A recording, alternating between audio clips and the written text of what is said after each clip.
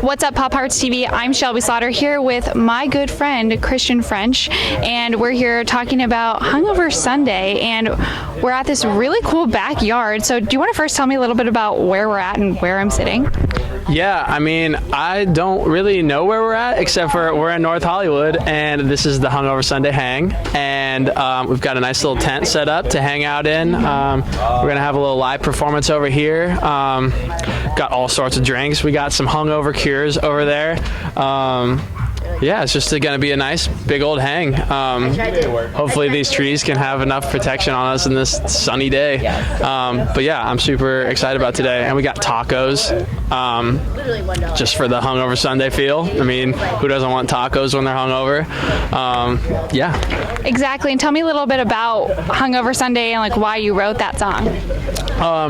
So that song was based just pretty much completely on a true story of what I was doing with my girlfriend. On Sundays, like after a long weekend of drinking, we kind of found ourselves in this routine of like waking up at like 1 or 2 p.m. and then just kind of taking the day to not do anything and just like enjoy ourselves and enjoy just like doing absolutely nothing, and just like, I don't know, eating some good food all day, just laying in bed watching movies, and yeah, that's like where the inspiration came from the song. It's just a super real experience that happened.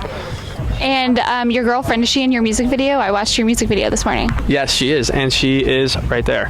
Yeah, she's really pretty. I said hi to her. I was like, oh my God, your outfit is literally everything. You grew up in Indiana, so what was that like making your own music, like coming home from high school and getting into that kind of zone? It was definitely like a pretty different experience than what it would be out here.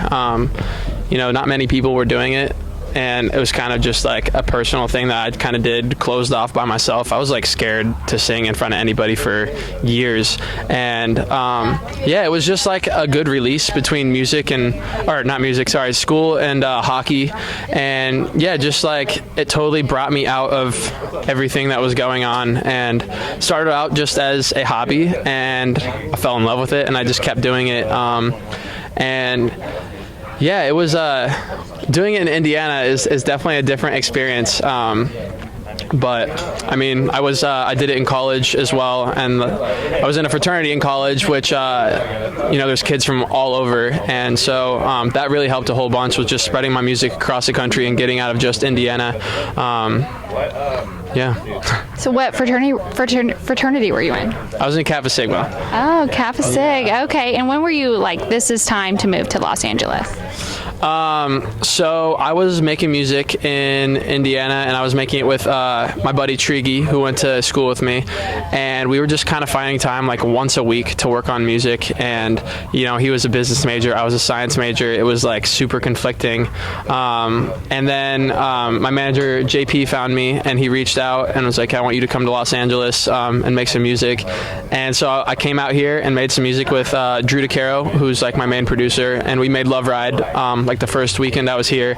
And after making that, I was like, all right, there's just no other way to make music. And so I was pretty much coming here for every single break I had, like fall break, winter break, spring break. Was just always here whenever I could be making music. And then Chelsea asked me to come on tour right before school was over, and so ended up like ending school not knowing if I was going to come back, and ended up dropping out. And I was like, all right, well, I should be living in LA to like prep for this tour, and just get as much music as I can get made before tour.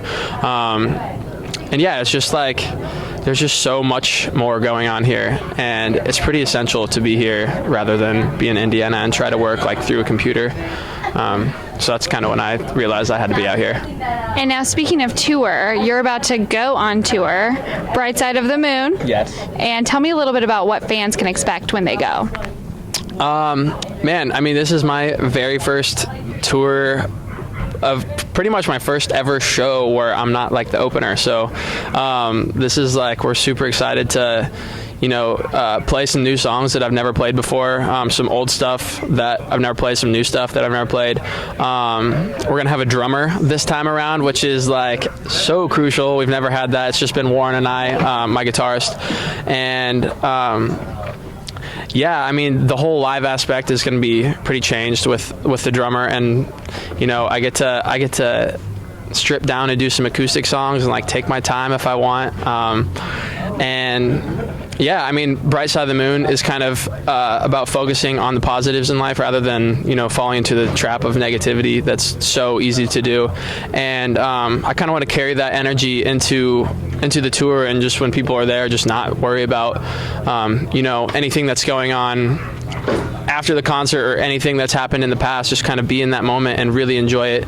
And just be happy and free. And so that's kind of the main theme of this tour. And you have a ton of tour stops coming up, from like Phoenix to like the East Side. Like, what is your, like, what are you anticipating? Like, what's your favorite stop going to be? Like, what are you looking forward to? Oh man. I don't know. Every city brings its own energy, and it's really interesting to like, after doing it twice, like kind of realizing that every city has its own energy. And I mean, Indiana, obviously my hometown, it's going to be, I'm so excited to have my first headlining show there. I've never done a headlining show there. And then Salt Lake City always shows out for me. This is the first show to sell out, and I always love playing there. Atlanta is always great. All the Midwest shows, because I'm from the Midwest. Go Midwest. Yeah, and then the West Coast is super fun to go down. Just always beautiful. The people there are always so nice. Yeah, I mean, literally every show. I mean, it sounds cliche to say I'm excited for every show, but I am excited for literally every show. Wow.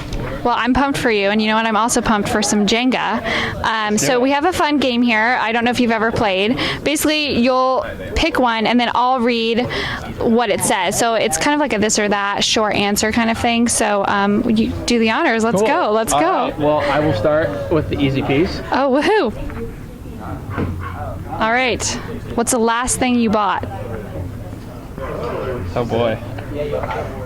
Does a keyboard stand count? A keyboard stand does count. Every tour that I'm on, I leave my keyboard stand, and I always have to buy a new one. And I've gone through like 6 keyboard stands, so that's the last thing I bought. That's got to get kind of expensive. We need to get him a new keyboard stand for Christmas, or a couple. Oh, just all the keyboard stands you got, I'll take them. Got it. All right, let's do another. We're ready.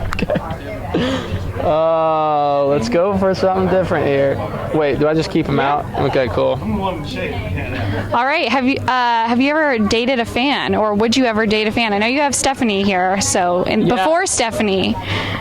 So Steph was actually a fan at first, and I met her at college, and that's how we met. Is she was like, I'm a big fan of your music, and yeah, that's pretty crazy, but we ended up like hanging out a whole bunch at school and got each other's numbers, and so the answer is yes, you would date a fan. I guess. I mean, yeah, I guess I am. All right, let's do a couple more. All right. All right, celeb crush. Will Ferrell. Will Ferrell? Mm-hmm. He's my celeb crush. I agree completely. All right, let's do 2 more. Okay. Man, you stacked these pretty easy on me. Thank you. You're welcome. All right, Hangover Sunday or well-rested Monday? I was hoping you would get this one. This was my favorite one. I'm going to think about this for the rest of my life. Oh, man. I'd probably go with a well-rested Monday, just waking up. You got the whole week ahead of you. You're super stoked about it. Sets you up for success. What's up? Sets you up for success. Yeah, I mean, Hangover Sunday is great here and there, but you do feel like all day, just kind of a blob. And I'm all about waking up and like feeling good all day, so I'm going to have to go with a well-rested Monday. Feels off-brand. No, I appreciate it. Yeah, it is very off-brand for you. All right, last one. Cool. Well, I've taken all the middle pieces, so I might as well just keep the theme going. All right. Star Wars or Star Trek? Star Wars. Why? 100%. I just think Star Wars is super cool. I wasn't like super into it as a kid, but I started rewatching it probably about a year or 2 ago, and was like, whoa, this is way cooler than I remember. And I'll be honest, I haven't really dove into Star Trek, so I can't like say anything about it, but I love Star Wars, so. Got it. All right, so do you want to just tell Pop Hearts TV where they can listen to your music and what your Instagram handle is and all that good stuff? Yeah, you can listen to my music pretty much everywhere. My Instagram handle is Christian French, pretty easy to remember. Twitter handle as well, Christian French.